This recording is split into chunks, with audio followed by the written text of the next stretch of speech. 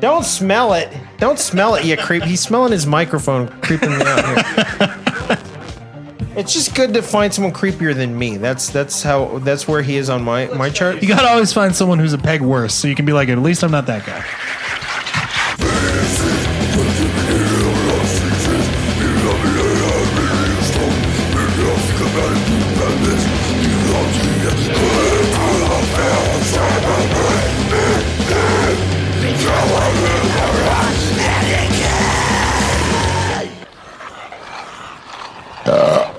Pardon my French.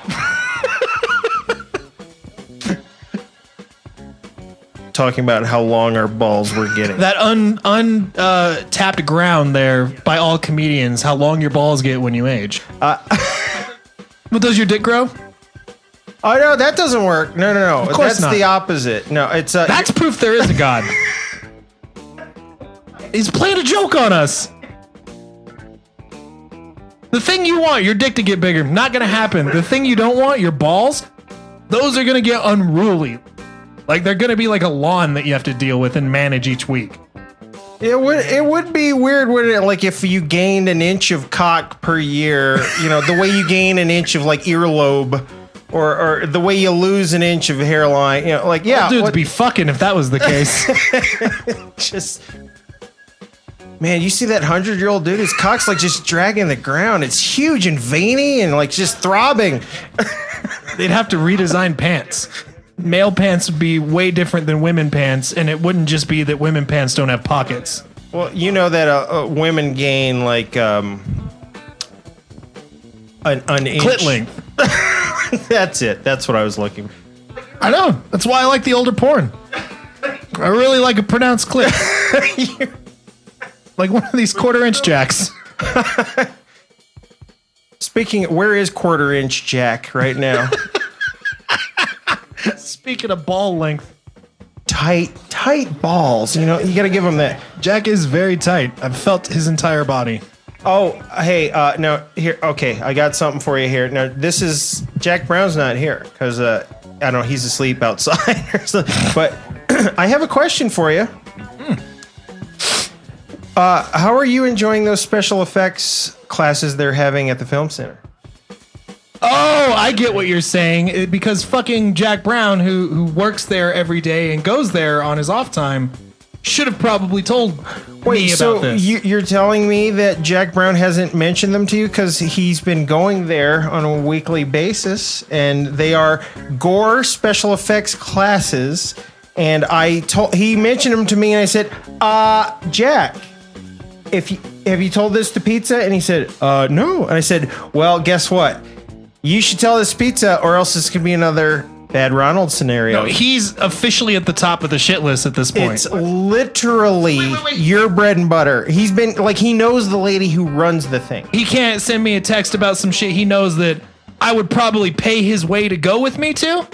Fuck that guy, man. You're never free in the like late evenings, right? Yeah, and I never go over there to buy records at the store that he works at, ever. Not once to twice a week. I just wanted to bring it up on the podcast where we shame people publicly. I'm gonna go give him a swirly at his work. I'm actually gonna show up to that shit, and I'm gonna give him a swirly at the fucking special effects class. Like do a special effects demonstration of how to give someone a swirly.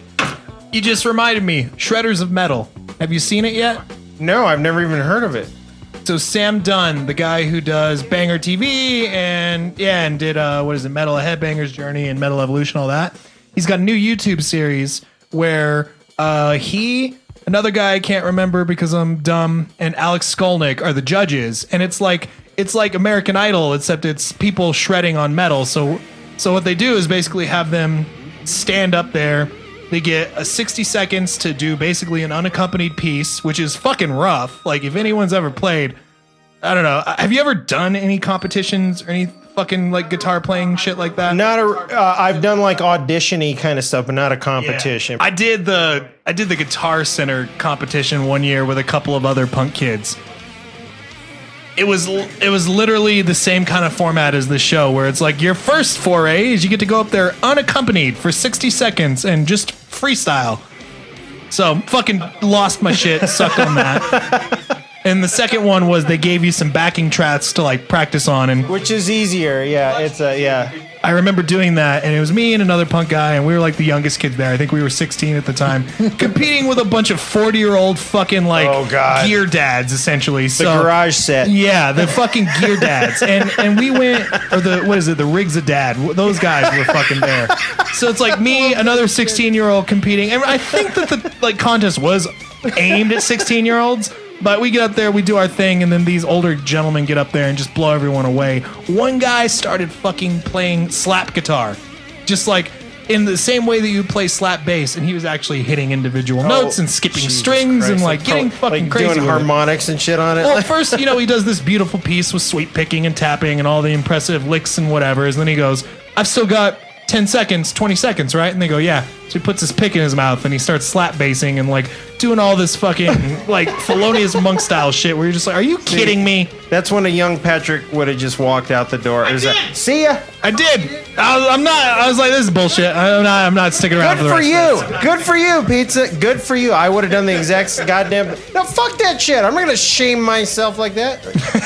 Jesus Christ. But on Metal Evolution, so I mean not Metal Evolution, on Shredder, whatever the fucking Shredder show is, the best part by far is that they'll go down the line with the judges during like these unaccompanied pieces, giving you reaction shots. So every time they go to Sam Dunn, he's got that weird like anthropologist look on of you could be shitting yourself right now and I'd be just as interested.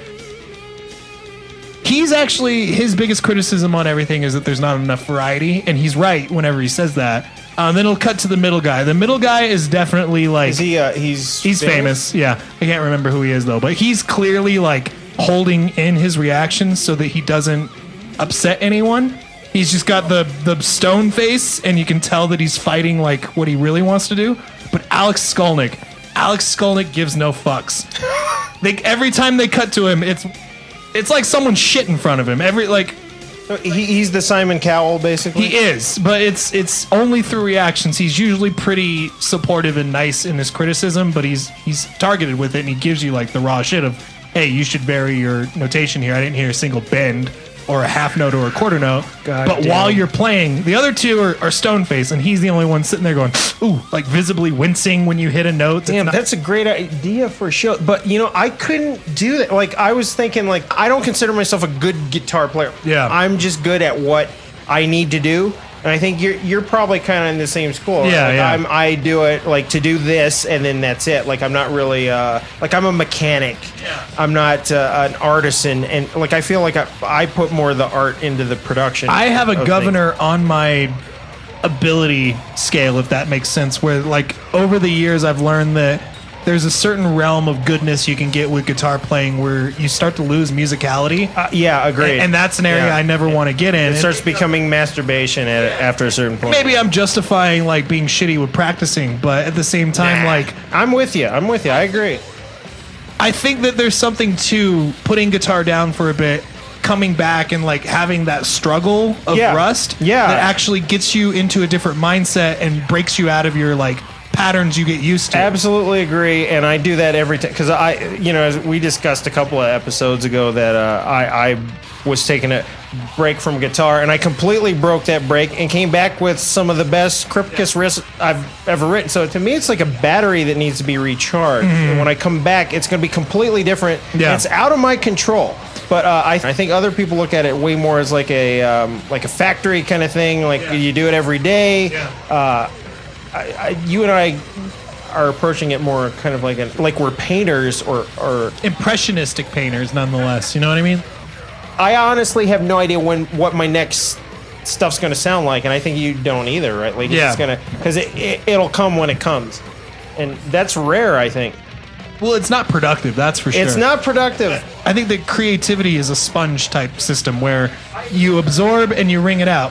You absorb and you wring it out. You absorb and you wring it out. That's my system, and I've tried to fight against that system. And then when I tried to force and go by the, you get up every day and you write. Yeah. And whatever you write, like you just keep going, and it's like you're forging a sword. And with me, I'm like, no, I don't even touch the steel until the inspiration is in me. And then when I do, the sword's finished in 12 hours. I get that. All right, I gotta turn up this yellow's flame because this is good shit.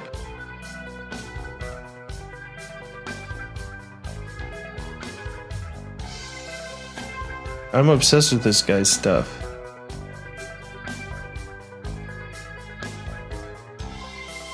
He's a fucking genius, and nobody knows about him. I don't know why Tarantino doesn't have him scoring every fucking film.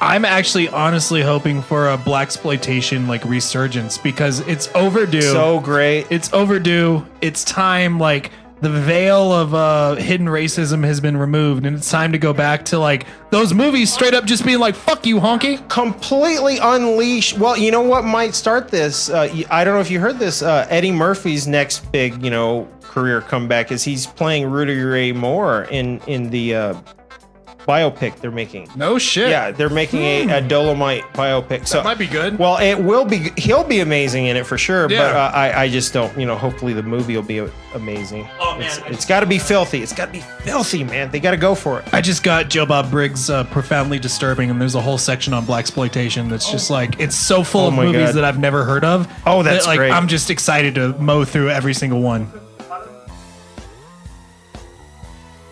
One of the big ones that sounds interesting is one called Watermelon Man, and it's about a white man gets turned into a black man in like the 50s.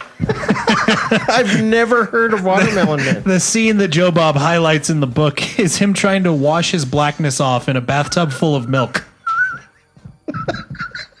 If that doesn't sound like... Now, folks, if that doesn't sound like something you want to see... It does. It 100% sounds like something I want to see. But like...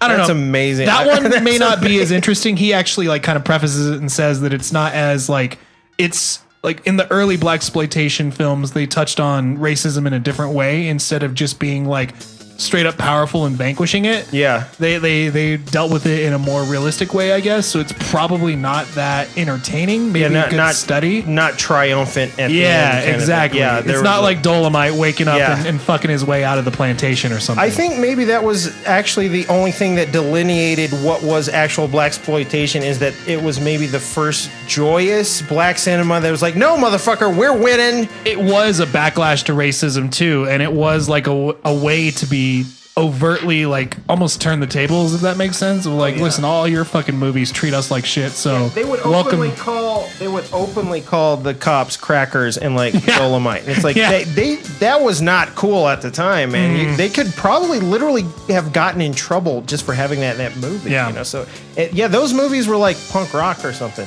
Yeah, I love them. I think that they're great, and I would love a like 2018 to 2028 blaxploitation resurgence. Oh shit! Bring back Blackula. Oh god, yeah. Blackula's so good. Craig Robinson. Craig Robinson is Modern Blackula. Come on, bro. Oh my god, Come take on. my money right fucking now. Oh god damn, that was a good one. That was like death metal. That was a cricket. Do you know about the cricket? The cricket, huh? Yeah, that's where I can barely do the cricket, but it's like you can do that to a point where it sounds like a cricket, like a Yeah. you did the cricket there. Oh. That's very coveted in brutal death metal. Well, the cricket. I'm available if you need vocals. Well, you already said you wanted to do some vocals on the upcoming stuff. By the way, the Nightcomers doing really well. Good. And this is the first one on zero labels, zero advertising, zero anything. Like I actually submitted it to blogs and they were like, no. Okay. Go fuck yourself, man. I don't know why. This is No, you're blacklisted for whatever reason. Yeah, I don't know. I think I'm in director's jail of death metal. You saw what Invisible Oranges said, like, remember Patrick Brush, who garnered some fame doing zombie death metal? Well, he's still at it. Like, what are you? Okay. Like, well, but see, also they didn't give a link to it.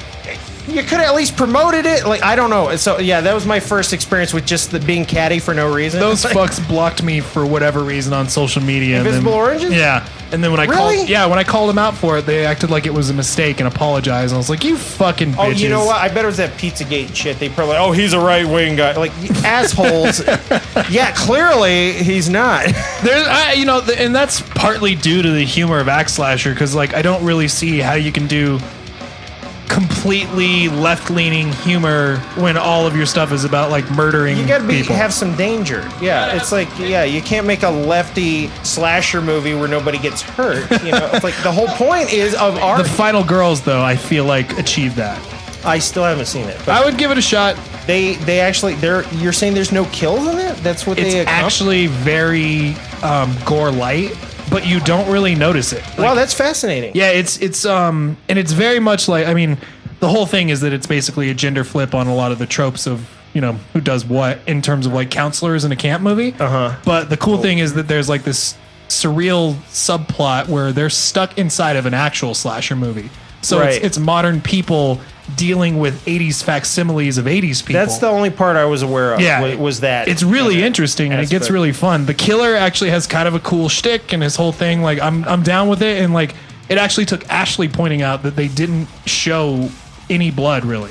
Like there's a couple of like brutal scenes where someone gets hit by a car and some other stuff, but they're really, really far between, and everyone dies in that movie. So they do like a Texas Chainsaw? A little bit, but it's like, and I think that it was partly a statement of like you could have a slasher movie without buckets of blood. That's cool. And it's successful in my opinion. I know a bunch of people don't like that movie, but I'm always curious if they don't like, I don't know.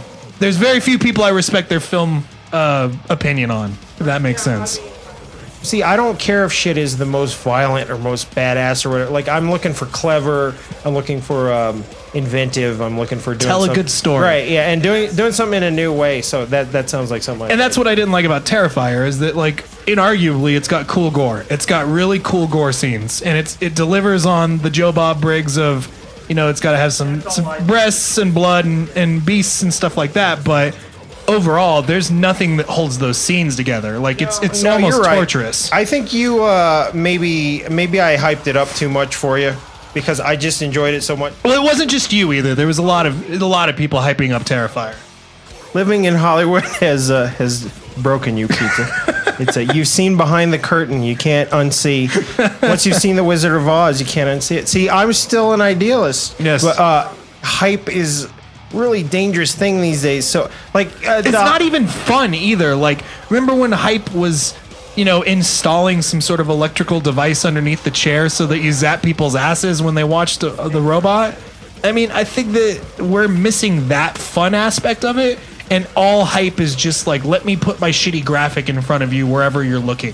Be it a billboard, be it your computer, be it your phone. I just need you to see the crappy thing that tells you the details of the thing I'm trying to do. Well, all right, hold on, because this is perfect. Did you and Ashley see Hereditary yet? Not yet. Speaking of hype. No, okay. Not yet. See, I think that is an amazing movie, but the hype is kind of the double-edged sword on it because it is an incredibly scary movie. But if I had seen it just as a naked film, like, because it starts off as this weird domestic drama, and the director even said this, it slowly curdles into a nightmare, is how he described it, and it really does. It gets to like nightmarish, surreal imagery proportions where there's shit going on, and you're like, is this the same movie? And it's brilliant, and it has some amazing, brilliant horror cinematography. But if people had just said, this is an amazing, creepy movie, watch it, perfect. But they were like, this is the most terrifying movie, the new Exorcist. All this. No. Well, and those messages aren't crafted for us, and they're not broadcast at us either. It's to get asses in the seats. Yeah. It's fine. It worked. It deserves the audience it got. But I'm just saying, when you see it, I think it's going to be hard for you and Ashley to see it without all that hype on your shoulders. You're going to be expecting something, so I think you're not going to like it. I think you're going to be pissed, but you will see the genius in it. Excuse me while I drop this name. The human furnace from Ringworm actually was like singing the praises of that movie really, really hard to me, and that's basically the only hype I've gotten off of it. Like, I've pretty much the only hype that matters to you. Well, and like I've trained myself not to pay attention to advertising around stuff. It's not aimed at me. I'm already a customer. Like, I will be there watching horror movies. They're not trying to get me. It's an advertising shotgun. So like, you can have a wonderful movie ruined for you by the advertising. So yeah, you have to have a shield against that. You got to pick and choose what you engage with too. Like if the filmmaker themselves is releasing like blog posts and behind the scenes videos and photos and stuff, that's different to me. Yeah. Like obviously they're still doing it to build hype, but they're also giving you like a view into the craft and like letting you see behind the scenes a little bit. That stuff's fun to me. But when it's simply like clearly just a marketing message that's been crafted, like Netflix doing this shit where they say things like, 90% of people that watch this movie turn it off in the first half. It's so scary. No, it's not scary. It's a piece of shit movie, and you're using your stats to like put some spin on that. Did they do that? They've done it 3 times for 3 different movies. I can't remember. I'll find it for you. Yeah, can you? Yeah, they'd use their stats of people abandoning the abandon rate, which that stat abandon rate. Album title: Abandon Rate. Yeah, I was gonna say trigger warning's probably taken by now, but. And also, it's at that one. The sell by date's gone on that one. It's turned. Yeah. Is this Jack Brown texting me? What time is it? It is 10:30. Let's wrap it up, my friend. I got to get going. There's no wrapping it up. We just stop. This is how it works. We start soft, we end soft. Just like sex. You can quote us on that, ladies. Sometimes I go soft in the middle too. Well, it's when you've had one too many kombuchas. It's very much like what do you call it? Shooting pool with rope. Well, you are getting old. Every year adds another inch to that dick. I know. I'm down to my knees. It's like rings on a tree. You can count the inches. I also get an inch in girth every year, which is really becoming unmanageable. Now that's interesting. I don't have that. I think it's Brazilian. It's the Brazilian. I've just got basically a long fettuccine hanging. Poor Jack, his gets thinner and darker. Towards the tip or the middle? Well, it's kind of it's like thinning towards the tip. Yeah. No, I would think it's thinning in the middle, like Play-Doh, when you stretch it and then let gravity pull like it the rest of Play-Doh the way. the philosopher? His dick did that too, I read. It was more like a mosquito. He would just kind of dip it in real quick and dip it out. I have read those papers, yes. It rolled up underneath him when he was done like a butterfly's mouth. This is the dumbest thing we've ever talked about on this podcast. What you're talking about with the rolled up penis bit. My balls are longer than ever. Cut. That's the end of the podcast. Any moment you talk to me, that's the longest my balls have been. And that's always true. That's a truism.